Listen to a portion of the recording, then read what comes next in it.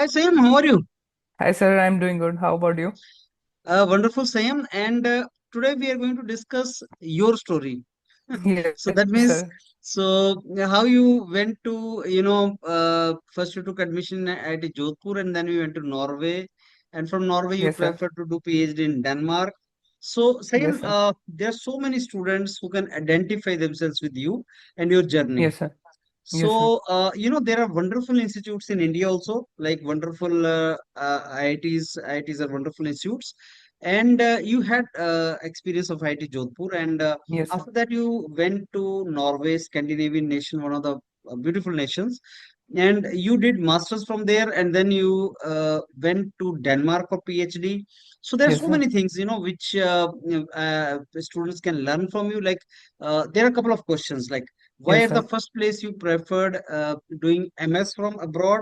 You Yes, spend sir. money, and Yes, it is sir. not that you have extra money or lot of money. Mhm. The story is Yes, sir. same for majority of Indians like us. Exactly. So we Exactly, don't have sir. much money, but still we cannot compromise with the career. Yes, So sir. why you did that, and money part I'll ask, and then you were having multiple opportunities in Norway also for PhD and jobs, but you prefer to do PhD from Denmark and not doing the job, those kind of Yes, things. sir. So all over to you, Same. Let's start from IIT Jodhpur. Yes, And sir. you were doing something there, and then you prefer to go to Norway. Yes, sir. Yes, sir. That's indeed true. If you allow me, I can share my screen and then Sure, we can please. continue our milestones from there. Sure. Okay. So, okay. Are my slides visible? Yeah, it is. Okay, so the theme of our discussion would be Denmark versus Norway, and why exactly I chose to do PhD in Denmark compared with Norway. So, as you have already clearly mentioned, I completed my bachelor's in computer science engineering from Dehradun with the 7.75 CGPA, which is 77.5 percentage, almost average, I would say Mm-hmm. in 2015 to 19. Then after that, I got placement. If you know like how tier 3, tier 2 colleges work, we go to Mm-hmm. placement and every like other people. I also wanted to do bank job in Bangalore and all, right? Then after that, I realized no, I need to do other things. So I wrote GATE in 2020 right before COVID, and I also got this 5692. This is also not good. If you see, it's just qualification. Computer science, just qualification. Then I did a direct PhD from IIT Jodhpur as I took. This is when I came across with you when we were discussing together how to get into IIT system and everything. So I joined this IIT Jodhpur, but I scored well enough, and I also studied good theoretical concepts there because the professors are very nice there to teach you something. So I learned all machine learning, computer science, artificial intelligence, deep learning. All these concepts I studied in this institute, which prepared all the fundamentals of my basic, I would say, basic deep learning knowledge, artificial intelligence knowledge. And this was for 2 years only. All of the COVID period, I did this from home. I was also getting the scholarship as you already know, you get some money to study a PhD, right? So I was also gaining some money as well along with that. And after that, then I realized, okay, I might need to step back. And since I want to do PhD from abroad and especially from Europe, and doing a PhD from especially from Europe, you need to have a master degree. So that's why I backtracked, took a step back, and applied for different scholarships and different universities in Norway. I also applied in Germany, but I didn't get much options in Germany. However, I got selected in this Hochschule in Ostfold, which is a very, I would say, mediocre college, but it's also good in terms of quality education. So I studied applied computer science there. I got 8.8 CGPA there. So this is where I jumped from this average score to good or I would say above average score, and this helped me a lot because the education was nice. I was pretty much aware already with this fundamentals of my PhD coursework. I could score very good marks here, and this led me to do PhD in Denmark, which is I'm currently doing right now. And this was one of my memories from masters. This was the funding that the university provided me. The Norwegian university provided me to go to North Pole for a conference there. This Tromsø is on North Pole in Norway. So this is all in nutshell. Now I will go to next slide. So, why I did masters in Norway?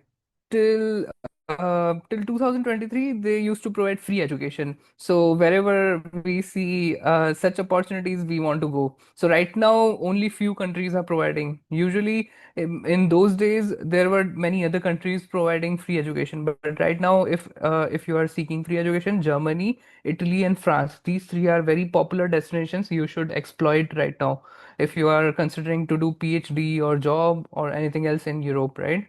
Once you have done that, another reason is easy to get research assistant position during MSc. So Germany, if you know, it was already saturated in terms of multiple things.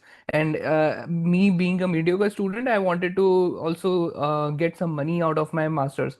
So getting this research assistant position was also easy there in Norway.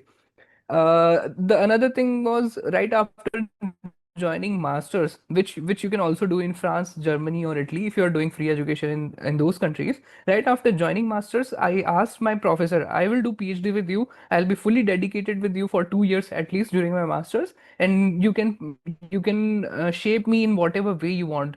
Because as we are very easy to more shape at this stage of life, right?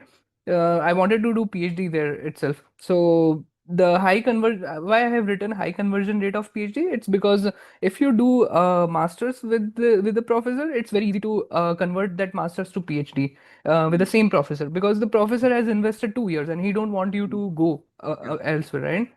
Mm, So this was one of the reason mm, why I have put here like why I wanted to do masters in Norway, because it was very easy to convert PhD there. I'll come to this more in more details again. mm, And there is one thing, that research fund allocation, that is mm, travel plus accommodation I showed you, right? So mm, this picture is also from the same trip, and mm, this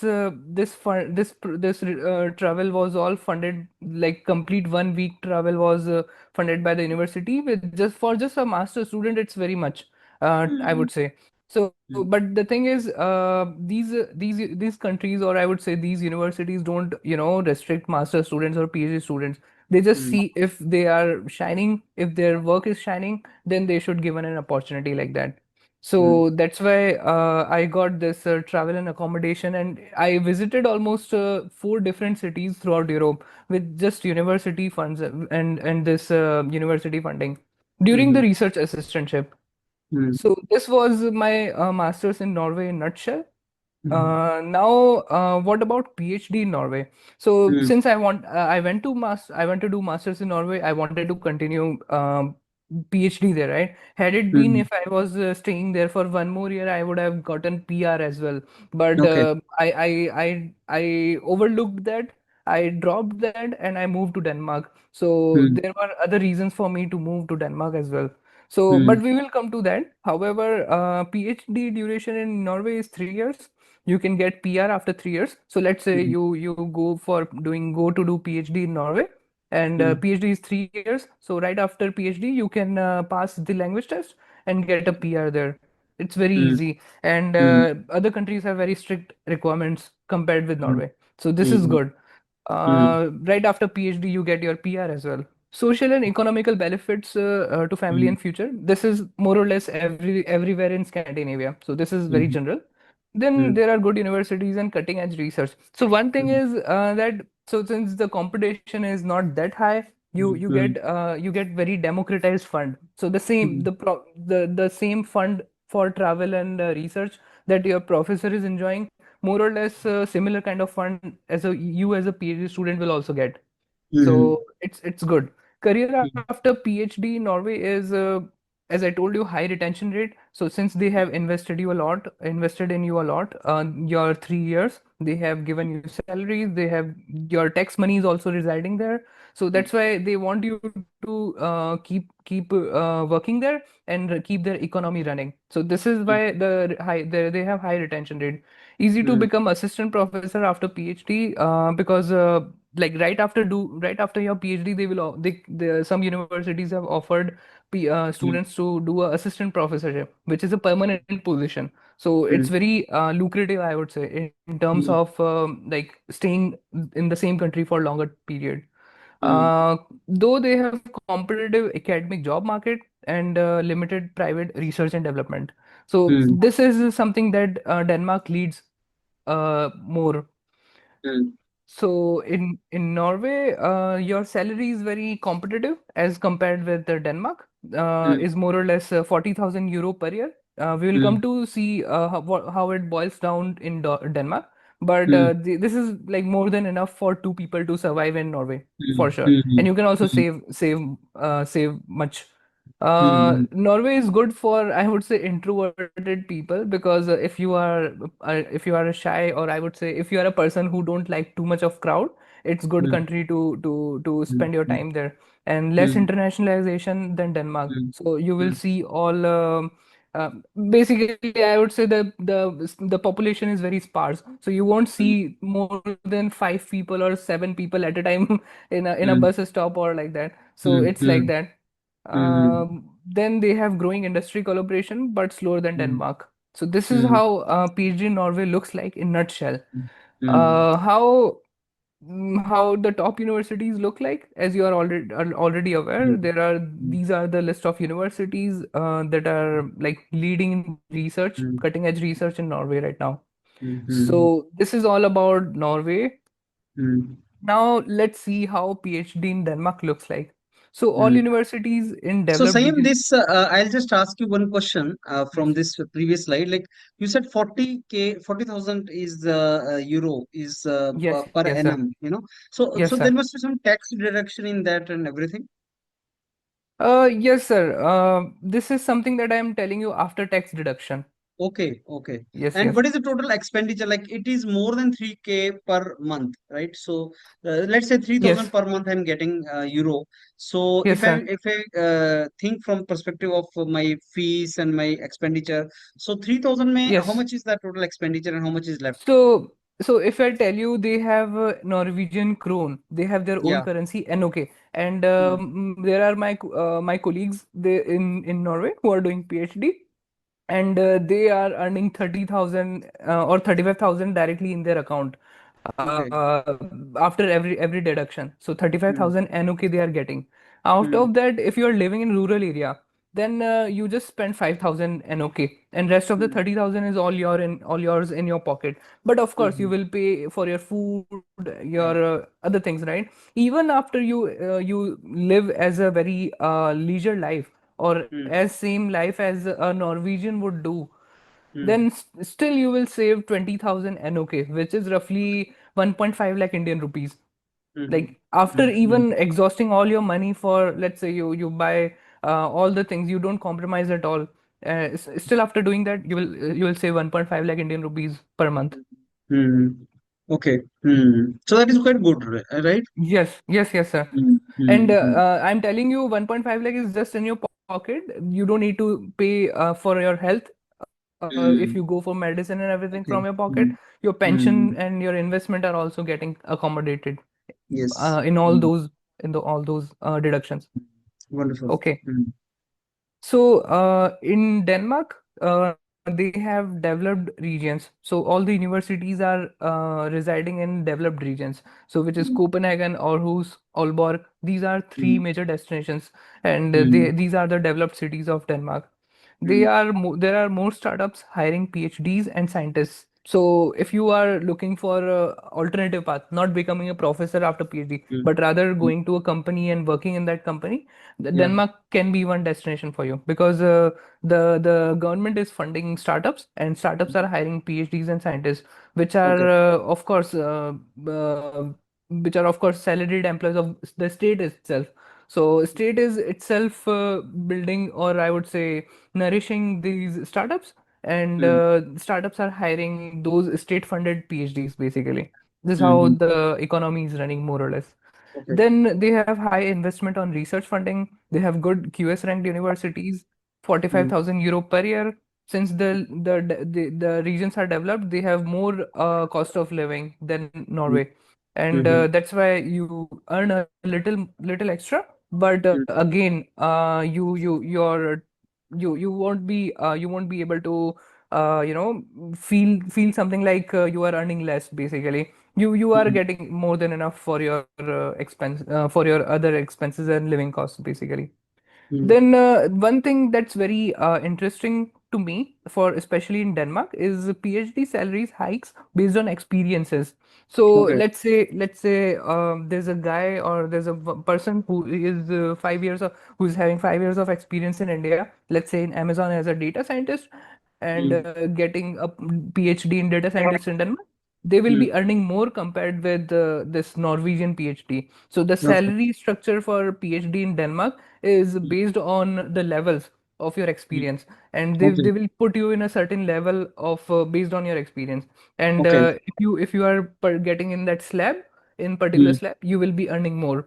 So okay. it might happen that a person or a colleague of mine who is doing PhD with me Mm, under the mm, same professor is earning mm, more just mm, because he's okay. having 5 years more experience. Okay. But in So that means Norway, you are given salary in PhD at par with industry. exactly.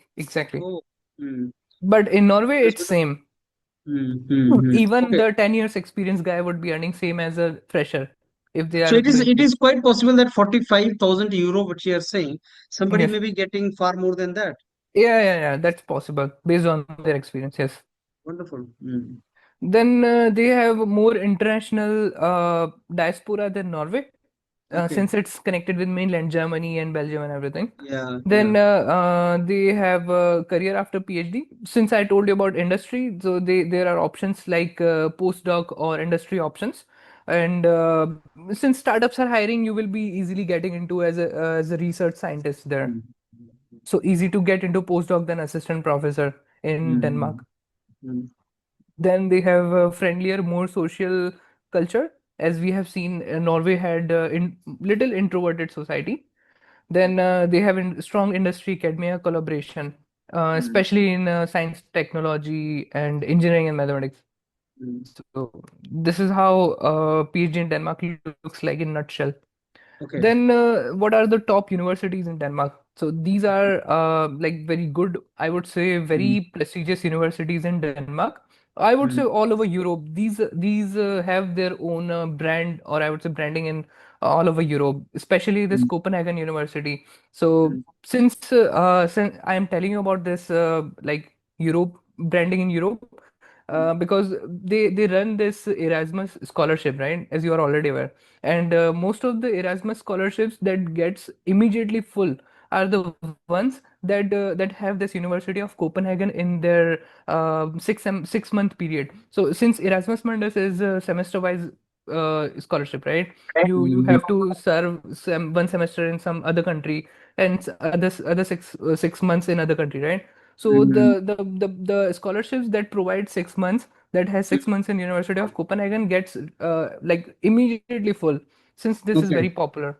So Okay. people want to be in University of Copenhagen. So this is what I liked about Denmark.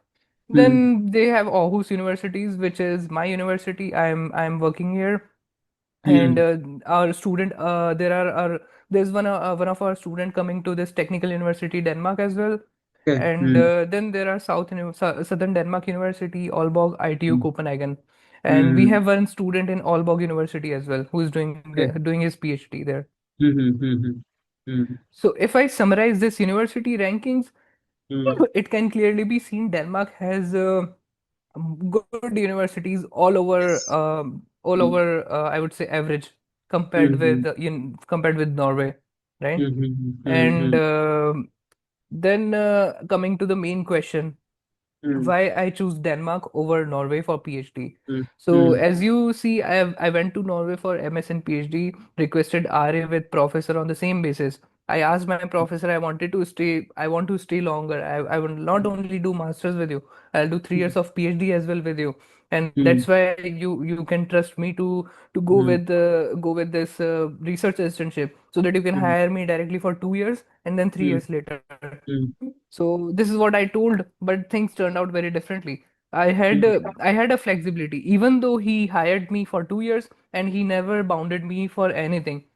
He mm, never said that okay, you have to do this and you need to sign a bond or you have to write a contract like that. He never did that, and mm, that's why I had a flexibility, and mm, I had a thought of trying good QS ranked universities because mm, I was doing my masters in 800 QS ranked university, and now mm, I'm doing PhD in 109 QS ranked university. So mm, this is how the flexibility it becomes useful there. Come like mm, doing masters in Norway and then PhD in Denmark. mm, I also got selected in a few of the other universities. If you see, there's a University of Stavanger, which is very popular mm, in Norway. Then mm, ITU Denmark. There's a Luleå, Sweden, and mm, this is where I was doing my master's HIO Norway, and mm, Aarhus University Denmark, which is where I'm currently doing my PhD. mm, mm, And if I tell you in one statement, Norway is mm, good for residing for rest of the life peacefully, but mm, Denmark is good for job, work, and social life. So mm, this is how I see see it like that. And mm, this is the picture I captured from my hostel when I was in mm, Norway. And mm, this is right after rain. And my friends were saying like these are the images, they are as same as the posters which we hang on wall. And mm, I was like okay, I'm seeing it continuously from my room. mm. So this is how Norway looks like. Yeah, beautiful. and Mm, concluding statements for Norway: choose mm. Norway if you prefer stunning natural surroundings, calm Okay. lifestyle, and fully funded PhD opportunities without worrying about tuition. Your Mm, interests align with environmental sciences, energy, mm, marine biology, or information communication technology. You mm, want to live a quieter, more reserved society with a great welfare benefits. This mm, is how mm, Norway for you. And mm, choose Denmark if you want more urban, social mm, dynamic setting with strong industrial links. And mm, it's good for biotech, IT, pharma, and design. And mm, choose Denmark if you're looking for a country with better international networks and potentially more post PhD opportunities, since it has more startup vibes, right? mm, So mm, and you value efficiency, work-life balance, and a well-supported international research environment. mm, mm, Thank you, sir. mm. Okay, so that was wonderful, Sam. In fact, I wanted exactly the same, your journey to these countries and what you've done. And you started your presentation. Maybe we can come out of it, same. So you Yes, sir. started with your presentation with the, mentioning that you were having a very ordinary profile, tier two, tier three college, and that is how you went. Yes, sir. You know what? One thing stopping students from exploring wonderful opportunities abroad is their hesitation in spending money for pursuing master's program. We know that for masters not everybody can get fully funded scholarship. So when I talk to students, the first thing they say is, so can I get fully funded scholarship? I cannot spend Yes, even sir. 5,000 rupees or 10,000 Yes, rupees. sir. No, that is a main thing which is actually obstructing Indian students from exploring the options. Yes, So sir. leaving good scholarship in direct PhD in IIT Jodhpur and joining master's program in Norway, and you must have spent money there.